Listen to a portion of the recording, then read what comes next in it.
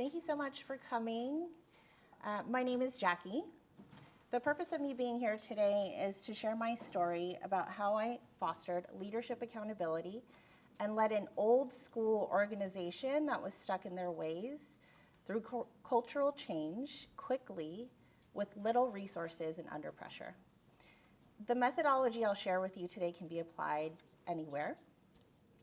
A little bit about me. I have over 20 years of experience in organizational and workplace culture.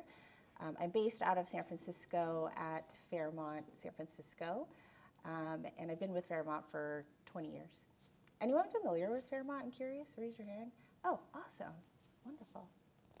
So a little bit more about me. I'm a Filipino-American, born and raised in the Bay Area in California. Anyone from the Bay Area, I'm curious also? Yay, represent. And my family's from Hawaii, which means I'm a competitive world champion hula dancer. So I want everyone to stand up. Yes. Everyone on your feet, on your feet, on your feet. And I'm going to teach you a really simple hula move. It's also a really great stretch. So everyone bend your knees, put your hands on your hips, and you're just going to move your hips in a circle, like around the world, as we call it. Very good. Now put your hands up in the sky and bring it all the way down. Very good, and all the way up. Round of applause. Great job. All right, so that was called an ami. That's your first hula lesson today. So as I mentioned, I'm based out of San Francisco, and today we'll use this hotel as our case study. Has anyone been to Fairmont, San Francisco? Yay! To give you some background, Fairmont, San Francisco has many positive attributes, yet it was failing in all of its metrics. The world was changing rapidly, and the hotel remained stuck in its ways. The hotel's metrics, like service scores, retention, they were all down. Turnover was increasing, and change took forever because of systemic hierarchy. No one had done the work to dig deep and understand the why. This propelled me to this journey of leading the hotel through a cultural transformation. Ooh. So at the start of this transformation, I started my own journey of discovering my why. A key component to my own transformation was becoming a certified executive coach. The certification program I completed was rooted in positive psychology and understanding one's mindset.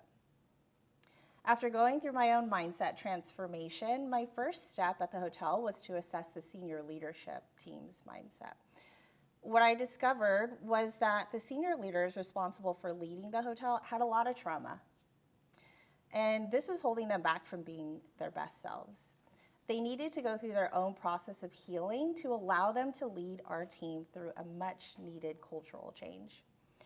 Additionally, I found that we didn't talk about our past experiences because we didn't feel we had the psychological safety in the workplace to be able to do so. This kept us from reflecting.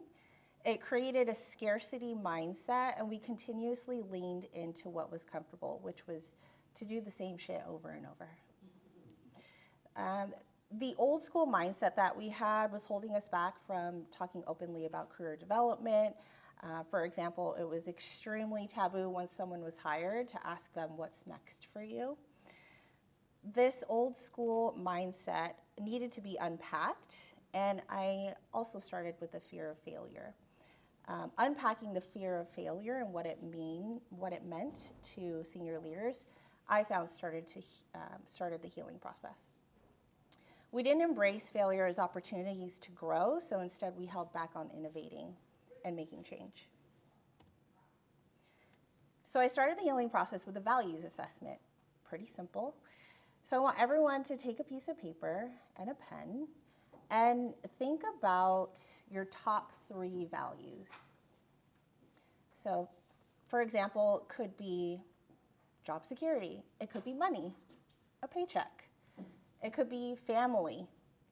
It could be travel. It could be food.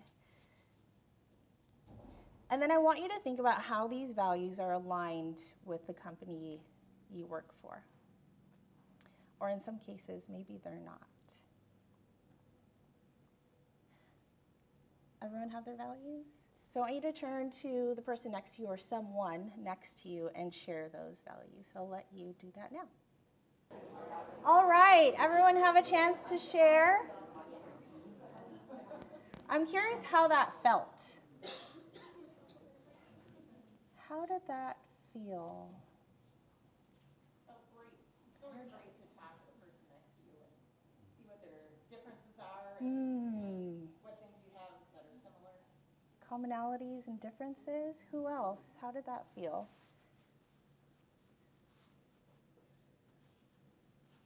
Good. A lot of similarities. A lot of similarities. Yeah. Okay. Yes. I would say it's energizing. Energizing. About the things that you value because it reaffirms it for you. It helps you remember your why. Yes. It sounds like you all felt seen, heard. So when I facilitated this quick exercise, I found it was an easy, impactful way for an individual to assess. Do my personal values match the organization's values? Is there relatability with others in the company? The closer one's values are to the organization's, the more loyal someone will be. It also allows for others to understand each individual has different values and that these values can evolve as a person grows throughout life. The exercise was a tool to quickly understand each other at a deeper level, which for us resulted in redefining empathy. It's another example of building self-awareness is a simple exercise called I am remarkable. So once again, I want you to write down on a piece of paper and finish the sentence, I am remarkable because. I'll use myself as an example. I am remarkable because I'm a world champion hula dancer, and I just taught you all your first hula move. I am remarkable because I'm the first person in my family to earn a bachelor's degree. I'm remarkable because I'm a certified executive coach, and my philosophy is rooted in positive psychology and human connection. And I'm remarkable because I'm brave enough to be on stage with you right now sharing my story. So take a moment to finish the sentence, I am remarkable because.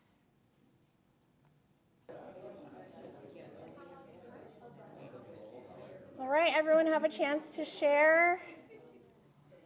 Who would like to share why they are remarkable? Okay, thank you. I am remarkable because I give back. I have great, successful kids. I feel good in what I do because it goes along with my beliefs. Because I am the thought leader that everyone comes to. Thought leader. Thank you so much for sharing. Who else would like to share?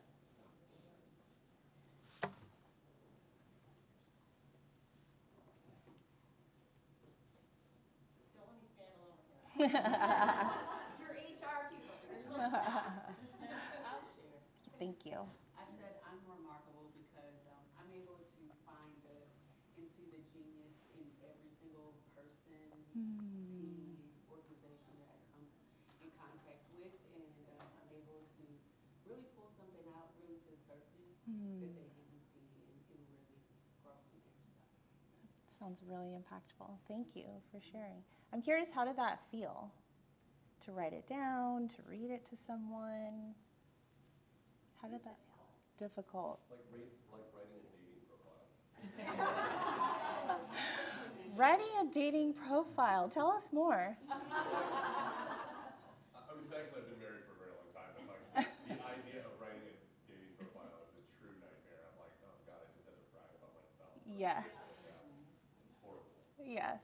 Thank you for sharing. I can empathize with that. So when I did this exercise with our team, it was fascinating to see how uncomfortable it is for people to explain why they are remarkable. In some cases, it brought people to tears because it does evoke strong emotions.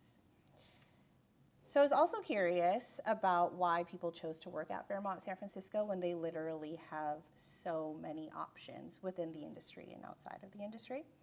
So I started focus groups with leaders to hear their why, and in some cases, this helped them to discover their why. So I asked simple questions. For example, do you feel connected to Fairmont San Francisco? Why do you feel connected? And how can we keep you help support you to stay connected to the hotel. So this created a sense of inclusion and an individualized approach to making work meaningful. It allowed people to feel seen and heard. So following the values assessment, I continued my digging by gathering data about our people. I found a large theme was I was hearing largely from people that what they looked for in a company culture was diversity, and it was something that people found at Fairmont San Francisco to be common, and one of the reasons why they joined our company. I gathered data to dig deeper into the makeup of our people and found that we had up to 5 generations, for example, working in the building. Traditionalists, baby boomers, Gen Z, millennials, and Gen X. The largest population had moved from historically being baby boomers to now Gen X, so it was a huge shift. This shift to a multi-generational workforce meant that we didn't have an infrastructure to support these varied workplace expectations. So for example, the definition of flexibility went beyond work schedule, and people now expected a sense of belonging and inclusion. Outlined here are the most common key traits for generations. For example, baby boomers' leadership styles were commonly hierarchical, and they valued and respected authority. Their communication style is preferably face-to-face and on the phone. Gen X prefers email and direct communication balanced with a tech approach. When it comes to recognition, millennials, for example, prefer regular feedback and purpose-driven work. Gen Z prefers recognition in the form of mentorship, personal growth, and a strong company culture. So in other words, there are a variety of expectations of the workplace compared to decades prior, and these are just the most common ones. So I continued digging into our data and analyzing, for example, the average tenure of employees. I was curious about how long someone was in their role before they were promoted. How long was it taking us to fill positions? Were we filling them internally? If so, were candidates coming from our sister properties in the Bay Area or in California, for example? So in other words, I found this data was a helpful tool to understanding our past, present, and where we want to go in the future. So in the Bay Area, we're one of few areas actually that has several hotels within an hour's distance of each other. But sadly, we weren't leveraging the talent, and we weren't leveraging each other as a resource, and there was no sense of community. Our relationship was competitive and not in a healthy way versus collaborative. Or people saw the hotel as the flagship, the original Fairmont, which meant that they weren't worthy of working there because they lacked the experience. The hotel's reputation, in other words, was in need of rebranding and repositioning. Because we didn't have an infrastructure to support creating a connection and fostering relationships amongst each of our sister hotels, I created an infrastructure to support that connection. For example, a leadership conference. So I brought over 100 leaders together just in the California region to create connections, expose them to other cities and properties. Oftentimes people hadn't gone across the bay to another city, so they had been visiting for the first time. So it was another element to getting comfortable stepping outside their comfort zone. So after building an understanding based on people analytics, I started assessing the service we were providing and noticed it too had lacked the evolution to meet the current needs of our business. Like our employees, our customers had evolved, but we didn't have a framework to evaluate whether or not the tasks employees were executing were still relevant, effective, and efficient. So I created a process to evaluate every task in the building at a minimum annually, and it was through our job task checklists. So these checklists outlined standards for every single position in the hotel, and it was a powerful tool to preserving institutional knowledge that we were constantly at risk of losing, giving massive waves of retirements that were ongoing.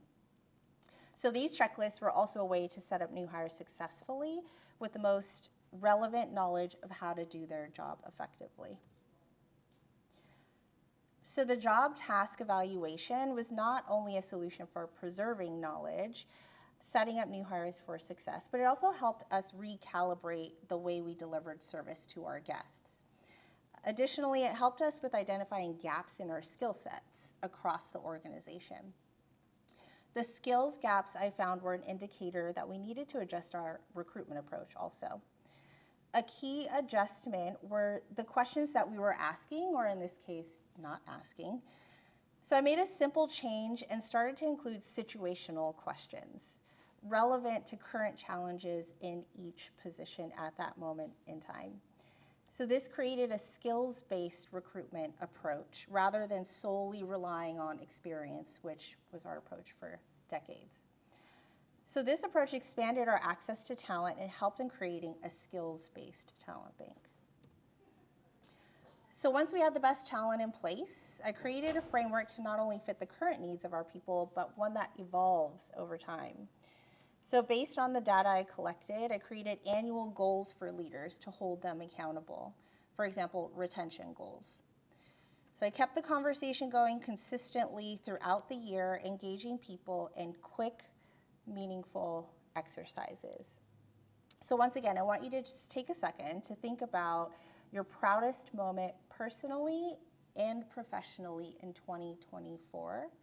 So what was your proudest moment last year, personally and professionally? Write that down. And then I also want you to think about one goal that you want to achieve in 2025. Again, it could be any type of goal, personally or professionally. So take a moment to think about that, write it down, and then once you're ready, share it with someone next to you.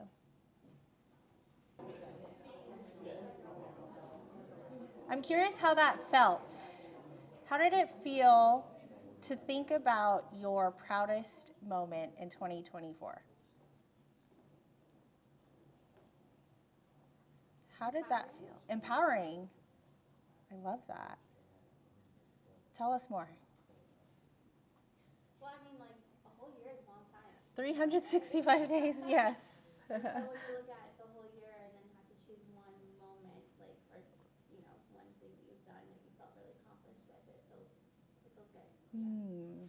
Sounds really thoughtful. It's kind of hard to pick out like, oh man, what was my biggest accomplishment? Because you don't really mark the wins as you get them, right? You kind of are like, okay, we did that, and you keep going, right? And there's an attitude of just constantly moving forward. So to look back at the year and say, all right, were these cumulatively one thing, or was it 90 different things? That's kind of a hard one. Sounds like recognition for yourself. So when I led people through this quick reflection exercise, it created a sense of pride in previous achievements.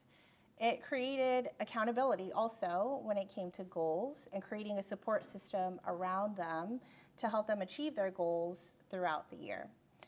So once the information was shared, we would continually reflect on those goals and any progress throughout the year. So in addition, I also instituted a quarterly check-in to continue the conversation throughout the year. This was a powerful, informal conversation that was less transactional and more human, that focuses on what's working, what's not working, and what's next for you. It helped to close any gaps in communication that existed throughout the year. Additionally, senior leaders were expected to create measurable action plans for each of their leaders that would be evaluated quarterly for progress. These plans also needed to include a task force at our sister property. So that was key to creating a wider succession plan beyond Fairmont, San Francisco. So I found the ongoing development action planning process created an awareness for senior leaders. For example, people expected to grow at an accelerated pace within 6 to 8 months, and there were creative ways to grow someone beyond simply a promotion. So at this stage, I've gathered qualitative and quantitative data and realized our approach to leading also needed to evolve. And instead, we needed to coach people through change versus just telling them what to do. So this led me to developing and implementing a coaching program for leaders, which also included a 360-degree feedback tool. The program was intended to recognize and maximize natural talents. Also created a service training program that incorporates this coaching framework so that leaders can coach colleagues in the operation. Traditionally, we would hand employees a set of standards, over 80 standards per position, and tell them, now go execute. This created a performative mindset. So instead, I started assessing each colleague's talents and learning their most natural way to deliver service in each standard that was organic and tailored to each individual. So in conjunction with the coaching program, I introduced a new way of mentoring, and it's this concept of reverse mentoring and a growth partnership. Traditionally, mentorship meant someone older, more tenured, with more experience, was going to teach a junior, less experienced leader how to grow. So I discovered throughout our journey that other generations in the building have a wealth of knowledge to share, and that would be beneficial to senior leadership growth in many ways, including giving them insight on how to serve a wide range of customers and different generations. So this cultural transformation has led to growth in many areas, both tangible and intangible. As you can see here, this is one of many awards we recently won. So for example, our key performance metrics have all improved. This includes service scores, engagement, and retention has also grown. So we've been able to transform the culture from transactional and old school to a culture that fosters deeper connection and a sense of belonging. It's an approach that celebrates the organization's rich history, but also evolves to remain relevant based on the needs of the time. So in summary, Fairmont San Francisco experienced a cultural evolution. This was led by transforming an old school traditional mindset to a growth mindset, and one that focuses on positive psychology and what each person finds joy in. So my methodology can be applied to any organization in any industry, whether big or small.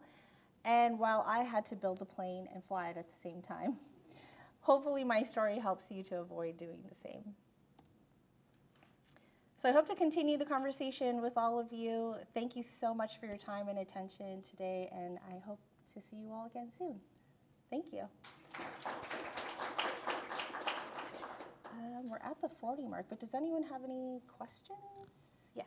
How much of your focus was on the kind of lower level and mid-tier management versus the line level? Because I'm assuming in Hotel World in San Francisco, it's a union property.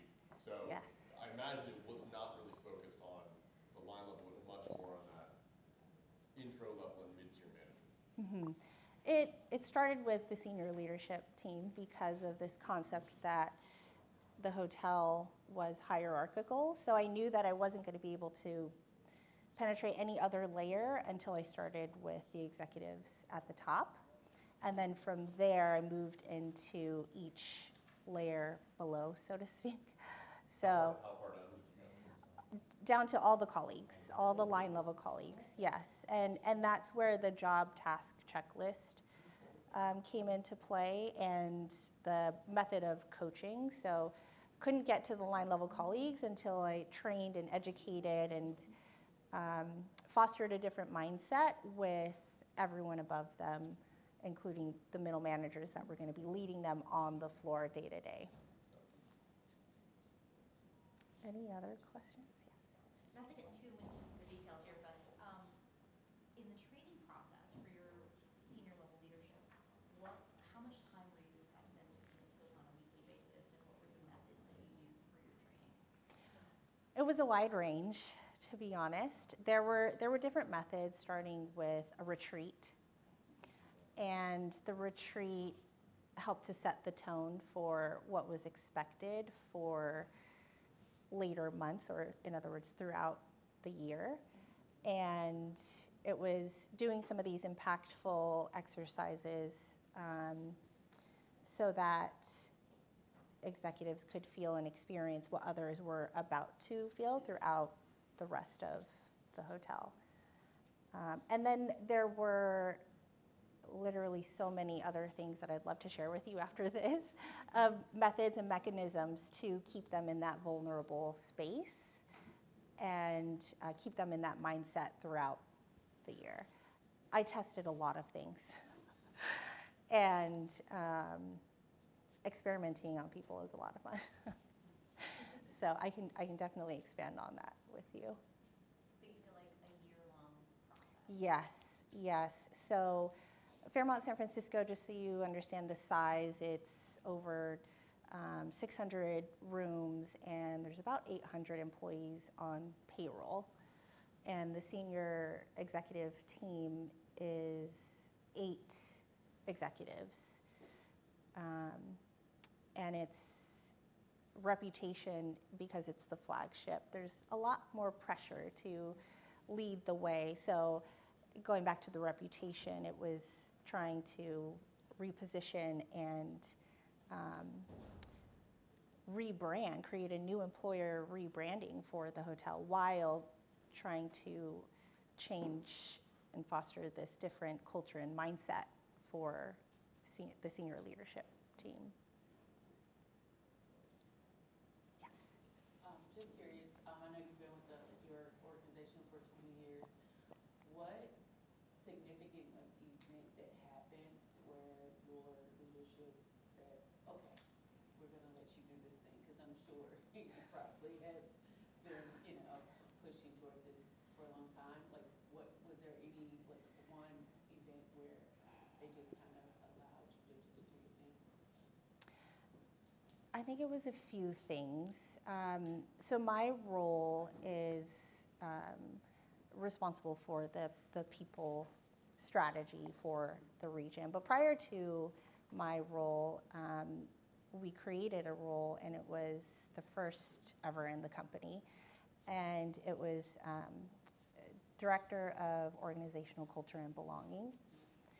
And I think that was one of the biggest moments that we were able to start the shift in the organization, because it symbolized recognizing that we have a whole new set of expectations and the world is changing around us, and we need to change our approach. Also, HR directors in our company-wide, are positioned as operational. So we also found that, and nothing wrong with that, we need that, but for decades, and it will continue to be this way, they focused on compliance and limiting liability and risk, and especially, as you said, in a union hotel where we have 4 unions in San Francisco, often seen as progressive. You needed someone dedicated to the operation to react daily. But that being said, there wasn't anyone focusing on culture. And that's why we were where we were years ago, is because we lost that human connection and it became transactional. And so it was all about reconnecting, ironically, human beings in hospitality. So, any other questions? Did you have any barriers or pushback? Yes. Did you Yes. have to assign, not assign, I guess, but did you have sort of a champion who was, Yes. aside from yourself? Yes. I mean, there are key roles in a hotel, just like with any other company, and it was our regional VP who I already had a relationship with and had worked for many years, so I was fortunate in that way, but still old school, 6'5", large, old white man, and so part of that key process was helping him to build some self-awareness, from the East Coast, hierarchical, believed and had experienced being in his role for at least 2 to 3 years before he was promoted. So very old school mindset. And here I am, this 4'11" Filipino girl, the first to ever look like and sound like someone in my role that's created now 2 roles in the company that having to convince and negotiate with these senior leaders was definitely, I didn't do it on my own, that's for sure. But yes, it oftentimes was that old school mindset. But the approach of quickly, with very little resources, building that depth of awareness was crucial in helping to change the hearts and the minds of people at scale. I'm a millennial. But I often don't identify, honestly, with a lot of the millennial common traits. You do or don't? I don't. Yeah, is that how anyone else feels? I'm curious. Yeah, we've done some generational harmony. I think I just heard actually someone say back here, millennials feel like they're split into two different groups. Yes. Yeah. So when we did some stuff earlier, we've been talking with our groups. We also have done some reverse mentoring with some of our performance hiring managers and our engineering department, because our newest engineers are coming in, and Yes. they've got these great ideas, and sometimes they get stuck in the mud with our hiring managers. And so we've done some reverse mentoring, but with that, the millennials feel like they don't identify, or yes, they do. So it was interesting to see that up there. Yes. Yeah, I would love to dig into that more, because it's fascinating to me. But I just can't picture you as a traditionalist. I honestly have evolved over time. I mean, I grew up with Fairmont. I mean, the brand basically raised me. And Whatever happened to their French fries? I was at the Fairmont. Loewe, California. I was at Renaissance last month. okay. I missed those French fries. Well, we have a new executive chef, so why don't you come by and I'll make it up to you. They were noted for their French fries. The French fries are really good, yes, and I am a French fry lover. I prefer French fries over candy. So I had to tell you. I love it. Thank you for sharing. I will definitely take that back. Yes. You shared with lower resources. What did your resources look like to support this? Yeah, I mean, I definitely had to leverage my relationships throughout the brand, which I feel like is one of the unique things to my story, is because I had been with the company for 20 years. It was resources in the building, but outside of the building also. For example, at our corporate office, or leaders cross-departmentally that I also had a relationship in the building. But I'm sure a lot of you can relate to the fact that your HR teams are very small and lean. But fortunately, I have a lot of experience with doing a lot with very little, I feel like. So that concept wasn't new, but it was also bringing the HR team and certain key influencers throughout the building along with me throughout the journey in every step of the way. But using the concept of key influencers in just Fairmont San Francisco, which is quite large, is the way that is the most effective that I find to make any sort of change, because I know that I'm not going to be able to touch and change every single person of that 800 people population. But it is typically, okay, who has the loudest voice and who can help me get my message across and sustain it in some key areas is typically what's most effective. Can we talk for a minute about kind of a very traditional attitude towards mentorship of, more older person mentorship, and how you guys sort of focus more on reverse mentorship?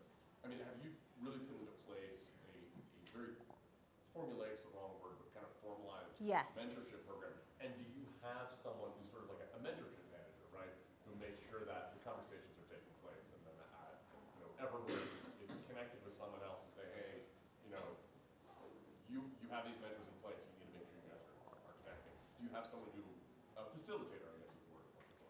Yes. So there is literally a formalized, packet of information that we send out to each person for that reverse mentorship or growth partnership that I devised and sent out actually for our company. And I found that it, again, not in any one particular way, but it was getting to the root of what each person was curious about, and who in the company they could learn that from, regardless of their age, their generation, their title, or if they were in the building or outside of the building. And then it also expanded to an organization called National Society of Minorities in Hospitality, which is an association that has existed for decades. But they're at schools like Cornell and University of Las Vegas, and finding these bright, brilliant, interesting people that senior leaders or just leadership in general would talk to and find it's a fun, interesting conversation. So finding a way that is personal to them, which takes some digging and some work, so that they feel, okay, this is what's in it for me, is like, I enjoy talking to someone, and also I see that we fill positions faster because I'm part of this methodology to create a talent pipeline of these brilliant people. So it was also exercises throughout the year, those deep and meaningful exercises throughout the year to connect mentors and mentees and this culture around it that was something that people wanted to be a part of, because, not to make the selection process exclusive, but it was like, oh, wow, you chose me to be a mentor or a mentee, and create some hype around the program itself. So, in a few different ways. Any other questions? Thank you. You're all great hula dancers. Thank you. Have a good day.